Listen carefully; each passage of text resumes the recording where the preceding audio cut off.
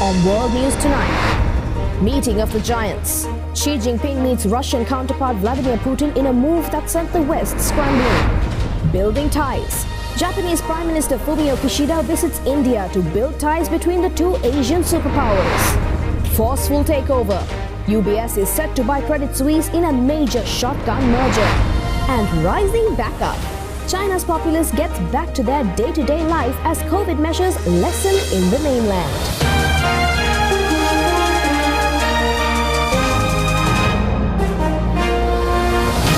This is Ada Derana World News Tonight. Reporting from Colombo, here is Anuradhi Vikramasinghe. Good evening to all our viewers joining us on World News Tonight, where we bring you the latest news from around the planet.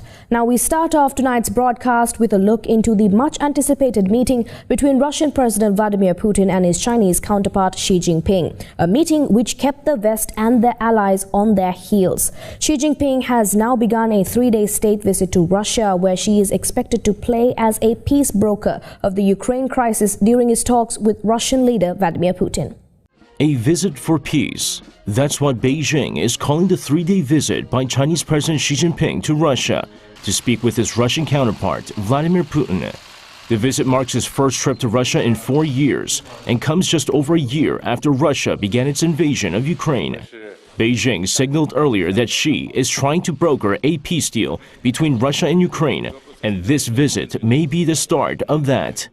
According to Putin's top foreign policy advisor Yuri Yushakov, the two leaders will hold an informal one-on-one meeting, followed by dinner on Monday, and hold negotiation talks on Tuesday. While the two sides will also discuss other matters, including economic cooperation, talks will likely mainly center on the possible peace deal. Xi is also expected to speak to Ukrainian President Vladimir Zelensky over the phone following his visit to Russia. Meanwhile, the International Criminal Court issued an arrest warrant for the Russian president on Friday for alleged war crimes, with the court accusing Russia of the unlawful forced deportation of Ukrainian children. The Kremlin responded strongly to the arrest warrant, with Russian Foreign Minister Sergei Lavrov stressing that ICC decisions have no meaning to Russia, including from a legal point of view. While the arrest warrant won't likely put Putin behind bars at The Hague anytime soon, it will mean the ICC's 123 member states are obligated to detain and transfer Putin if he sets foot in their country or territory. Despite being a wanted man in the eyes of the ICC, Putin made a surprise visit to occupied Mariupol on Saturday. Mariupol had long been a symbol of Ukrainian resistance before control of the city was lost last May. Putin's trip to the city also comes on the back of the 9-year anniversary of Russia's annexation of Crimea. Now over in our neighboring India, Japan's Prime Minister Fumio Kishida landed in New Delhi for a 2-day visit to the country. Kishida will announce a new plan for an open and free Indo-Pacific and seek India's support to partner with Tokyo to check China's growing influence across the region during his visit. Japanese officials said that under the plan, Japan will increase support to emerging economies, especially in the region. India and Japan have been adding more depth to their relations, especially in defense and strategic affairs, as both face threats from a dominant China. Kishida's decision to announce his new plan during the annual summit between the two countries underlines the importance Tokyo places on New Delhi as a key player in the Indo-Pacific region. Modi and Kishida met 3 times in 2022, including at Abe's funeral, and will meet at least 3 more times in 2023 on the sidelines of the G20, G7 and Quad summits. The two countries have a comprehensive economic partnership, and trade was worth $20.57 billion in 2021 to 2022, with India importing Japanese goods valued at $14.49 billion. Now, still in the region, a speeding bus veered off a major expressway in central Bangladesh and plunged into a ditch, killing at least 19 people and injuring dozens. The death toll could rise further as some of the injured passengers are in critical condition where the crash occurred. The city is 80 kilometers away from the capital, Dhaka. The bus carrying more than 40 passengers fell about 9 meters into a roadside ditch after breaking through the railing of the newly built Padma River Bridge expressway. The driver, who was killed, appeared to have lost control of the vehicle after the tire of the bus burst, adding that the cause of the accident was under investigation. Road accidents are common in Bangladesh, often blamed on reckless driving, old vehicles and poor safety rules, and killing thousands each year. In 2018, a series of massive student protests sparked by the death of 2 teenagers, forcing Prime Minister Sheikh Hasina's government to approve raising the maximum prison time to 5 years from 3 for causing death by rash driving. Now focusing on the pending global banking crisis, troubled bank Credit Suisse has been rescued by its Swiss rival UBS in a government-backed deal. The announcement came after a weekend of emergency talks in Switzerland between the two banks and the country's financial regulators. In a shotgun merger engineered by Swiss authorities and announced on Sunday, UBS will buy rival Swiss bank Credit Suisse for more than $3 billion and assume up to $5.4 billion in losses. UBS Chair Colm Kelleher. We have agreed a framework of support with the Swiss regulators which ensures a successful integration in the best interests of Switzerland and protects our shareholders. The deal won applause from other central bankers keen to avoid market-shaking turmoil. Officials have been racing to rescue the 167-year-old bank, among the world's largest wealth managers, after a brutal last week saw 2 U.S. lenders, Silicon Valley Bank and Signature Bank, collapse. This is no bailout. This is a commercial solution. Swiss Finance Minister Karen Keller-Sutter said the deal would prevent a crisis of confidence in Credit Suisse that could ripple through global financial markets. The bankruptcy of Credit Suisse would have had a collateral damage, a huge collateral damage on the Swiss financial market, also risk of contagion for UBS and other banks, and also internationally.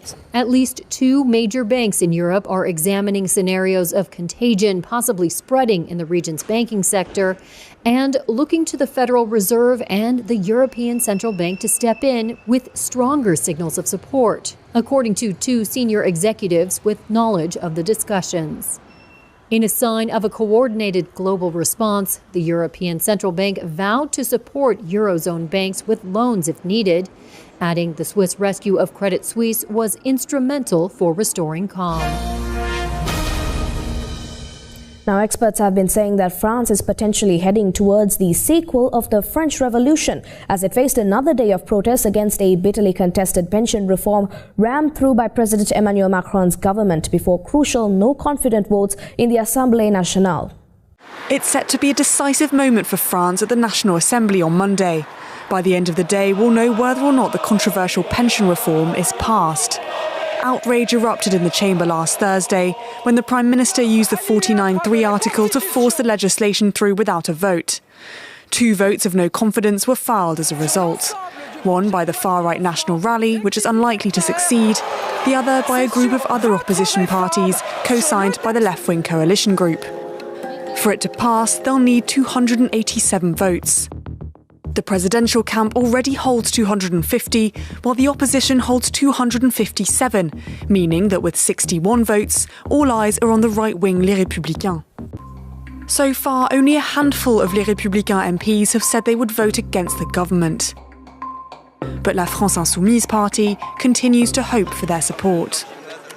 Vous savez comme moi que l'édifice You know as well as I do that the government is on the verge of collapse, and that it's Les Républicains that have been pushed against the wall because they'll have the final say. And we can hope for a party that claims to be Gaullist, they'll say that's enough, we're against all of this. C'est qu'à un moment donné, ils disent "Ya basta, on n'est pas pour ça." If the vote of no confidence fails, which experts say is likely, the next step for the reform is an appeal by opposition groups to a council that will be tasked with making sure the legislation is in line with the constitution. Even if the legislation is passed, the Prime Minister is now in a fragile position and her government faces an uncertain future. As for the President, it's unclear when he'll finally address the people about the crisis. Let's go for a short commercial break. More world news on the other side.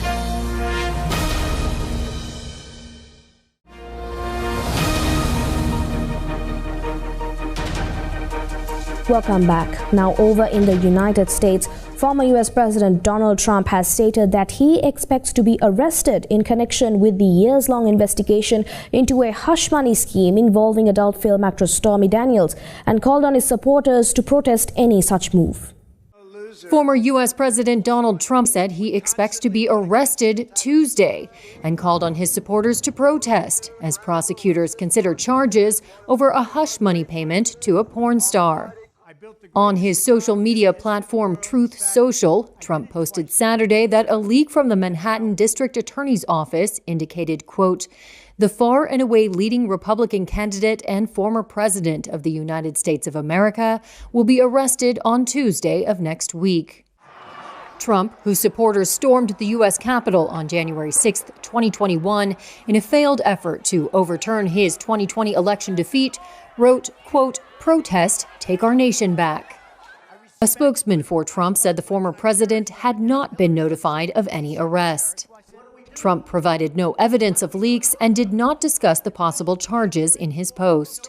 The probe comes at a critical time as Trump seeks the re-election nomination for the presidency in 2024. No U.S. president has faced criminal charges while in office or afterward. A spokesperson for Manhattan District Attorney Alvin Bragg declined to comment.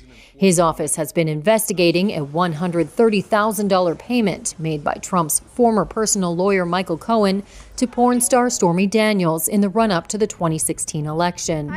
Trump has called the investigation a witch hunt. Republican House Speaker Kevin McCarthy on Saturday decried the investigation. He announced his own investigation into whether federal funds are being used to interfere in elections by what he described as a politically motivated prosecution of Trump.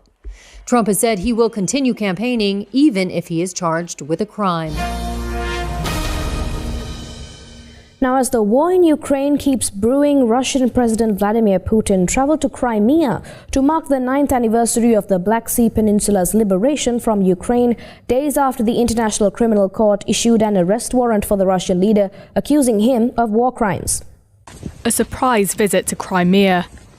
Putin's first since the invasion of Ukraine just over a year ago. It marks the 9th anniversary of Russia's annexation of the peninsula. He was greeted by the local Moscow-installed governor. The annexation would have never happened if the will of the people hadn't been supported by our leader Vladimir Putin. During that whole time, he was in touch with Sevastopol residents, the Crimeans, and did everything so that Crimea and Sevastopol returned to Russia. The visit comes a day after the ICC issued an arrest warrant against Putin and his Children's Rights Commissioner, accusing them of the war crime of illegally deporting hundreds of children from Ukraine. Since Russia is not a party to the ICC, it is unclear if Putin will end up in the dock. Moscow has dismissed the warrant as void, while Putin has not yet commented. Now, in the latest in a series of provocations in the Far East, North Korean leader Kim Jong-un has called on the regime to stand ready to conduct nuclear attacks in order to deter war at any time. North Korean leader Kim Jong-un called for the regime to stand fully ready with nuclear attacks to deter war, in a remark made during a military drill over the weekend. The North state-led Korean Central News Agency reported on Monday morning that North Korean troops on Saturday and Sunday trained to improve their nuclear attack skills in a 2-day course. Kim Jong-un oversaw the training and again brought his daughter along, who seems to be Kim Jong-un's protege. Kim added in his statement that simply having nuclear weapons is no longer enough to deter war. The North must strike fear to enemies by becoming ready with its nuclear attacks. And on Sunday morning, North Korea fired another short-range ballistic missile from Cheolsangun, Pyeongbuk-do province off toward the East Sea as part of its training, KCNA said. It added that the missile achieved its target by flying 800 kilometers to blow up 800 meters above the sea. It also said the drill did not in any way harm the safety of neighboring countries. South Korea's Joint Chiefs of Staff also confirmed on Sunday that they detected a short-range ballistic missile flying for about 800 kilometers and fired off toward the East Sea. This missile firing comes in the middle of Freedom Shield, the 11-day-long Seoul-Washington joint drill. North Korea has been protesting against these war games by ramping up its weapons tests and increasing hostility in their rhetoric. The KCNA mentioned the North's discontent at American strategic assets being deployed to South Korea for the joint military training, and said that this training is also to send a stronger warning to Seoul and Washington as they continue with their exercises. Now, following North Korea's and Kim Jong-un's stark nuclear threats, foreign ministers from the Group of 7 nations and the EU strongly condemned the ICBM test launches and the threat of a potential tip-over, brinkmanship due to North Korea's, quote, careless actions. They also said inaction by the UN Security Council was regrettable, unsurprisingly pointing the finger at China and Russia.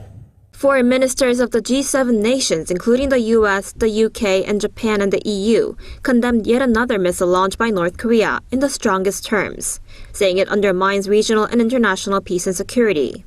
In a statement released by the US State Department on Sunday local time, the foreign ministers said they deeply regret inaction by the UN Security Council because of, quote, obstruction by some members. Although not named, the statement apparently referred to China and Russia, who have blocked recent efforts to impose tougher sanctions on North Korea. They added that North Korea's reckless behavior demands a swift and unified response from the international community, and called on all UN member states to fully implement all UN Security Council resolutions. Following Sunday's missile launch, the top nuclear envoys of South Korea, US, and Japan also condemned Pyongyang's latest provocation and discussed their coordinated responses. Seoul's foreign ministry said Kim Gun, the special representative for Korean Peninsula Peace and Security Affairs, held phone talks with his US and Japanese counterparts, Sung Kim and Takehiro Funakoshi, where they called the North's actions a threat to peace and stability that clearly violates multiple UN Security Council resolutions. The three officials also agreed to build a firm and unified response against the North's provocations at the upcoming UN Security Council's meeting in New York on Monday. Now over in South America, as at least 13 people died after a magnitude 6.8 earthquake struck southern Ecuador. According to the United States Geological Survey, the earthquake struck near the southern town of Balao and was more than 65 kilometers deep. A strong earthquake shook a coastal region of Ecuador and northern Peru on Saturday. It damaged homes, schools and medical centres. At least 14 people were killed and more than 380 injured in the quake, according to the Ecuadorian presidency's communication agency, largely in the El Oro province. The quake was measured at magnitude 6.8 and did not appear likely to generate a tsunami, authorities said. This was the moment shoppers ran from a supermarket in Guayaquil when the quake hit. This museum on a pier in the coastal area of Ecuador's El Oro province was almost completely submerged after it collapsed as a result. Dozens of homes have been destroyed. Many roadways were blocked by landslides caused by the earthquake. The Santa Rosa airport suffered minor damage but remained in operation. The initial quake was followed by 2 weaker aftershocks in the following hour, according to the Geophysics Institute of Ecuador.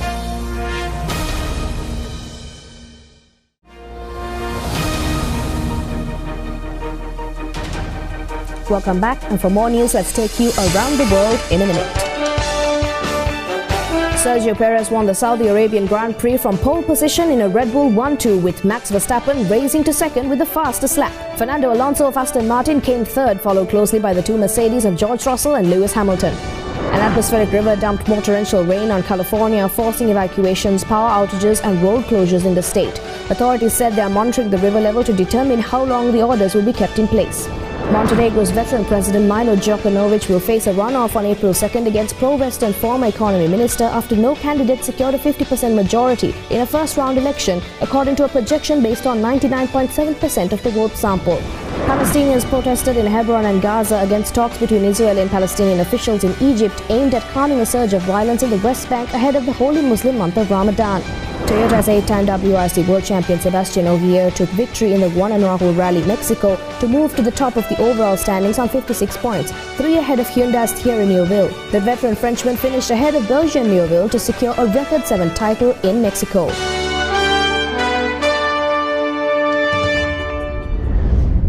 And that is all from us here at World News Tonight. Join us again tomorrow as we keep you up to date with the latest from around the world. In case you missed any of the stories tonight, you can always watch the whole program on our YouTube channel, youtube.com/OtherThereInEnglish. And finally, we leave you tonight with visuals of North China's Tianjin, where its municipality has initiated a splashy consumption promotion campaign, blending consumption with spring outings, sports activities and flower appreciation. Thank you for watching. Have a great night.